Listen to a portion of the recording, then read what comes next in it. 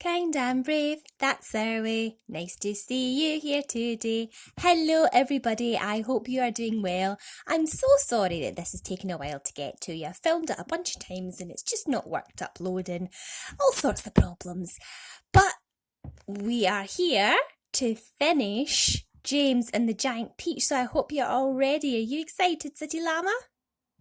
Okay, let's get started then. And when we left James and all his friends, they were falling through the air on the peach and it was all looking a little bit dodgy. So let's see if they've managed to get out of it. Chapter 36. Goodbye, Ladybird, gasped James, clinging to the stem of the falling peach. Goodbye, Centipede. Goodbye, everybody. There were only a few seconds to go now, and it looked as though they were going to fall right in amongst all the tallest buildings. James could see the skyscrapers rushing up to meet them at the most awful speed, and most of them had square, flat tops, but the very tallest of them all had a top that tapered off into a long, sharp point, like an enormous silver needle sticking up into the sky. And it was precisely on to the top of this needle that the peach fell. There was a squelch. The needle went in deep, and suddenly there was a giant peach caught and spiked upon the very pinnacle of the Empire State Building. Chapter 37. It was really an amazing sight, and in 2 or 3 minutes, as soon as people below realised that this now couldn't possibly be a bomb, they came pouring out of the shelters and subways to gape at the marvel. The streets for half a mile around the building were jammed with men and women, and when the word spread that there were actually living things moving about on top of the great round ball, then everyone went wild with excitement. It's a flying saucer, they shouted. They're from outer space.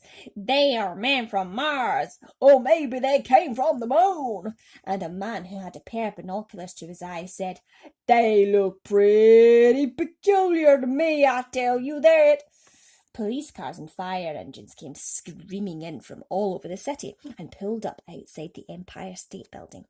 200 firemen and 600 policemen swarmed into the building and went up in the elevators as high as they could go. Then they poured out onto the observation roof, which is the place where tourists stand, just at the bottom of the big spike. All the policemen were holding their guns at the ready, with their fingers on the triggers, and the firemen were clutching their hatchets. But from where they stood, almost directly underneath the peach, they couldn't actually see the travellers up on top. Ahoy there, shouted the chief of police. Come out and show yourselves. Suddenly the great brown head of the centipede appeared over the side of the peach. His black eyes, as large and round as 2 marbles, glared down at the policemen and the firemen below. Then his monstrous ugly face broke into a wide grin. The policemen and the firemen all started shouting at once. Look out, they cried. It's a dragon. It's not a dragon, it's a wampus. It's a gorgon. It's a sea serpent. It's a proc. It's a manticore. 3 firemen and 5 policemen fainted and had to be carried away. It's a snozwanger, cried the chief of police. It's a wang-doodle, yelled the head of the fire department. The centipede kept on grinning. He seemed to be enjoying enormously the commotion that he was causing. Now, see here, shouted the chief of police, cupping his hands to his mouth. You listen to me. I want to tell you exactly. You tell me exactly where you've come from. We've come from thousands of miles away, the centipede shouted back, grinning more broadly than ever and showing his brown teeth. There you are, called the chief of police. I told you they came from Mars. I guess you're right, said the head of the fire department. At this point, the old green grasshopper poked his huge green head over the side of the peach alongside the centipedes. 6 more big, strong men fainted when they saw them. That one's an oink, screamed the head of the fire department. I just know it's an oink. Or a cockatrice, yelled the chief of police. Stand back, man. It may jump down on us at any moment. What on earth are they talking about? The old green grasshopper said to the centipede. Search me, the centipede answered, but they seem to be in an awful stew about something. Then Miss Spider's large, black, murderous-looking head, which to a stranger was probably the most terrifying of all, appeared next to the grasshoppers. Snakes and ladders, yelled the head of the fire department. "We are finished now. It's a giant scorpula." It's worse than that," cried the chief of police. "It's a vermicus nid. Oh, just look at its vermicus, gruesome face." "It's the kind that eats fully grown men for breakfast," the head of the fire department asked, going white as a sheet. "I'm afraid it is," the chief of police answered. "Oh, please, why doesn't someone help us to get down from here?" Miss Spider called out. "It's making me giddy." "This could be a trick," said the head of the fire department. "Don't anyone make a move until I say." "They've probably got space guns," muttered the chief of police. "But we've got to do something," the head of the fire department announced grimly. "About 5 million people are standing down there on the streets watching us." "Then why don't you put up a ladder?" the chief of police asked him. "I'll stand at the bottom and hold it steady for you while you go up and see what's happening." "Thanks very much," snapped the head of the fire department.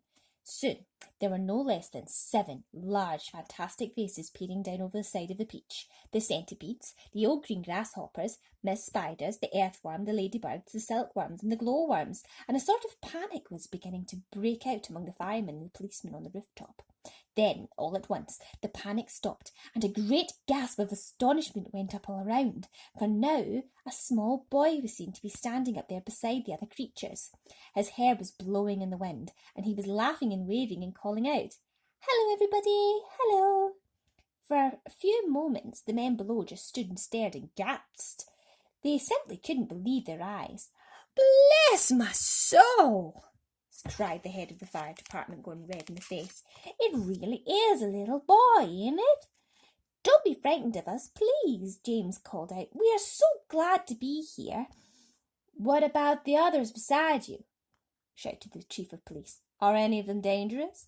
"Of course they're not dangerous," James answered. "They're the nicest creatures in the world. Allow me to introduce them to you one by one, then I'm sure you will believe me. My friends, this is the centipede, and let me make it known. He is so sweet and gentle that, although he's overgrown, the Queen of Spain again and again has summoned him by phone to babysit and sing and knit and be a chaperone, when nurse is off and all the royal children are alone. Small wonder, said the fireman, they're no longer on the throne.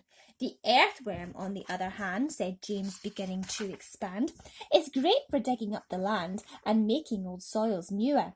Moreover, you should understand, he would be absolutely grand for digging subway tunnels and for making you a sewer.